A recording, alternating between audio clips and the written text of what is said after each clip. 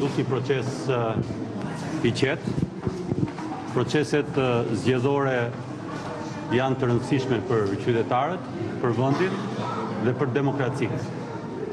Po kjo ditë e sotshme ka një rëndësi të veçantë për faktin që kemi hapur negociatat për anëtarësim në Bashkimin Evropian. Për herë të parë voton diaspora dhe zgjedhjet duhet të plotësojnë standardet më të mira. Kjo ditë e sotshme mendoj që duhet jetë një ditë e gëzuar, një ditë feste, ku qytetarët duhet të shprehin lirisht vullnetin e tyre, pa presion, dhe kuptohet me përgjegjshmëri që zëri i tyre të dëgjohet. Po kështu do të jetë dhe procesi i administrimit dhe procesi i numërimit. Dhe administratorët zgjedhor e kanë për detyrim ligjor të përgjigjen kërkesave të qytetarëve shqiptarë.